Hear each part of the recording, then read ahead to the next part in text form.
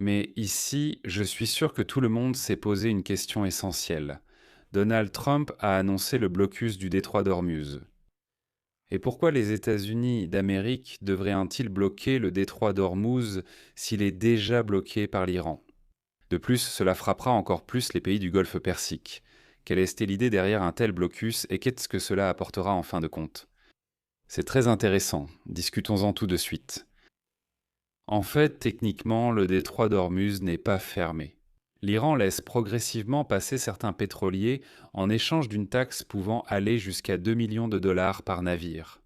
Et ce qui est particulièrement important, c'est que l'Iran a assuré tout au long de la guerre la libre circulation de son pétrole dans la région, à l'aller comme au retour. L'Iran a donc poursuivi le commerce de son pétrole. L'essentiel, c'est que l'Iran a créé une situation dans laquelle lui seul pouvait vendre du pétrole, mais les autres pays du Golfe Persique ne pouvaient pas vendre leur pétrole. Et puis, comme vous le savez, Donald Trump a levé les sanctions sur le pétrole iranien en plein milieu de la guerre. Au final, pendant la guerre, l'Iran a augmenté ses livraisons de pétrole de 100 000 barils par jour, atteignant presque 2 millions de barils par jour. Ainsi, en fermant le détroit d'Ormuz, Trump aurait pu couper la principale source de financement de l'Iran. C'est un levier que l'administration Trump n'a pas encore osé utiliser. En effet, le blocage du détroit, même uniquement pour le pétrole iranien, pourrait entraîner une forte hausse des prix du pétrole et de l'essence dans le monde entier. Parce que quoi qu'il en soit, le pétrole iranien couvrait une partie de la demande mondiale. C'est précisément pour cette raison que les forces navales américaines autorisaient les pétroliers iraniens à traverser cette région. Les Américains fermèrent en quelque sorte les yeux sur le fait que l'Iran augmentait même son commerce de pétrole pendant la guerre au lieu de seulement le poursuivre. Je le répète encore une fois parce que Trump a également levé les sanctions contre eux. Et tout pétrole exporté de la région en ce moment peut au moins partiellement freiner la hausse des prix du pétrole, et c'était en quelque sorte le calcul.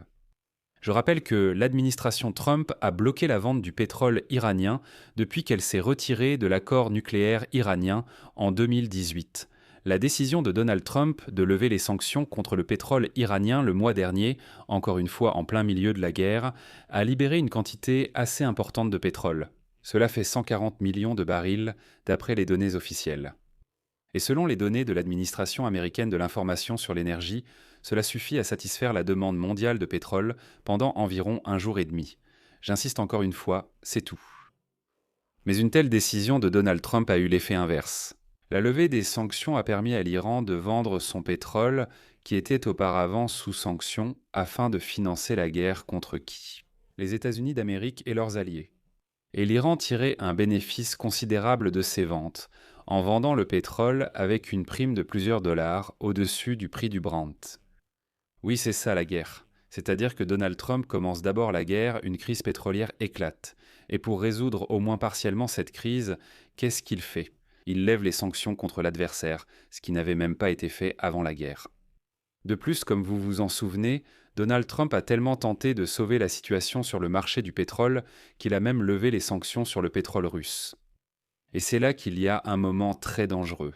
En fait, la levée temporaire des sanctions contre le pétrole russe a expiré le 11 avril, comme vous le savez tous. Mais jusqu'à présent, jusqu'au moment de l'enregistrement de cette émission, le ministère des Finances des États-Unis d'Amérique n'a toujours pas annoncé s'ils allaient en prolonger la levée des sanctions sur le pétrole russe ou non. Parce que Trump avait laissé entendre auparavant qu'en principe, ils n'allaient pas rétablir les sanctions. Il dit: Nous avons levé les sanctions sur le pétrole russe en mer et il est peu probable qu'elles soient rétablies. Le site du ministère des Finances des États-Unis n'est pas mis à jour pour l'instant. Mais ce que l'on sait grâce à des informations d'initiés, c'est que Donald Trump et le ministre des Finances des États-Unis, Scott Bessent, ont convenu de prolonger la levée des sanctions dès le 9 avril.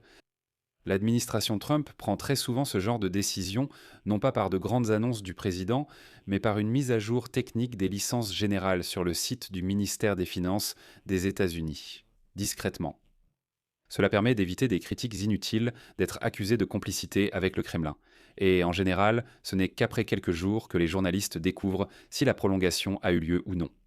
Et puis, il ne faut pas oublier que ces licences qui sont renouvelées les jours ouvrables, et aujourd'hui c'est dimanche. En plus, c'est Pâques chez les orthodoxes, donc très probablement, cette licence sera finalement prolongée lundi. Et surtout, les traders et les grands importateurs, par exemple en Inde, continuent leurs opérations d'achat de pétrole russe, étant convaincus que le feu vert de Washington a été donné et qu'il ne s'éteindra pas dans un avenir proche. Eh bien, dans une situation où Trump envisage de bloquer les livraisons de pétrole iranien, il va certainement prolonger la levée des sanctions contre la Russie, ne serait-ce que pour freiner un peu la hausse des prix. Et aujourd'hui, le 12 avril, Trump a assuré que dès que la guerre sera terminée, les prix de l'essence reviendront rapidement à leur niveau d'avant-guerre. Voilà, dit-il, c'est comme ça. Bien sûr, c'est un mensonge, je ne vais pas entrer dans les détails, mais les économistes diront que ça ne fonctionne pas comme ça.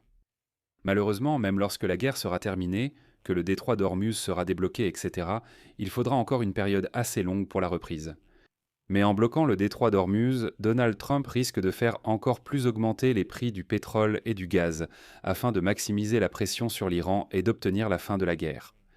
Et ici, je voudrais absolument vous recommander de regarder mon émission d'hier, dans laquelle j'ai immédiatement dit que les négociations entre les États-Unis et l'Iran au Pakistan ne sont qu'une couverture pour une opération militaire encore plus vaste, ce qui est en train de se dérouler maintenant. Et en ce moment même, Donald Trump affirme que les États-Unis et d'autres pays vont envoyer des dragueurs de mines dans le détroit d'Ormuz pour déminer les zones minées par l'Iran. Citation. Nous avons des dragueurs de mines là-bas. Maintenant, nous avons des dragueurs de mines sous-marins de haute technologie, les plus modernes et les meilleurs, mais nous achetons aussi des dragueurs de mines plus traditionnels. Et d'après ce que je comprends, le Royaume-Uni et plusieurs autres pays européens envoient aussi des dragueurs de mines là-bas. Et en plus, Donald Trump affirme que maintenant les pays du Golfe Persique, l'Arabie Saoudite, le Qatar, le Koweït, Bahreïn et ainsi de suite, eh bien, on peut dire qu'ils sont beaucoup plus proches. Et maintenant, ils sont tout simplement obligés d'entrer en guerre parce que c'est dans leur intérêt de débloquer le détroit. Citation. Oh oui. Les pays du Golfe Persique, on peut dire, sont beaucoup plus proches, donc il se peut qu'ils doivent le faire. Mais vous savez, ils auraient pu rester à l'écart, mais l'Iran a commis une erreur, il a commencé à les bombarder avec des missiles. Voilà un indice intéressant qui suggère très probablement que des négociations sont en cours pour que, par exemple, les Émirats ou l'Arabie saoudite entrent finalement en guerre contre l'Iran, au moins pour débloquer le détroit d'Ormuz. Mais ce qui est aussi important, au moment de l'enregistrement de cet épisode, selon la société Vortex qui suit les navires, seulement 2 pétroliers vides se dirigeant vers le détroit d'Ormuz ont fait demi-tour. Après qu'on a appris dimanche que les négociations entre les États-Unis et l'Iran se sont terminées sans parvenir à un accord de paix à long terme. Ce qui nous indique qu'à l'heure actuelle, le détroit d'Ormuz reste toujours sous contrôle. Mais voyons ce que fera Donald Trump, parce que, par exemple, les démocrates aux États-Unis, eh bien, pour être franc, ne comprennent pas la stratégie. Quelle est la logique? Quelle est l'idée? Donc, quelle est la suite? Bon, d'accord, les États-Unis peuvent effectivement bloquer assez rapidement le détroit d'Ormuz pour absolument tout le monde. L'Iran ne pourra pas commercer. Mais qui sait quelle est la marge de résistance de l'Iran? Et comment rouvrir le détroit? Parce que maintenant, en fait, il y a 2 parties. Et les 2 bloquent le détroit. Mais comment l'ouvrir? Cette question reste en suspens. Je vais donc m'arrêter là. Donnez votre avis, écrivez vos conclusions dans les commentaires sous cette émission. Abonnez-vous à la chaîne, cliquez sur la cloche et n'oubliez pas de mettre un j'aime. Si vous souhaitez soutenir le travail de cette chaîne YouTube, vous pouvez le faire financièrement via un don ou un abonnement payant en utilisant les liens et informations dans la description de cette vidéo ou via le code QR affiché à l'écran. C'est tout pour aujourd'hui. Prenez soin de vous. À bientôt à tous.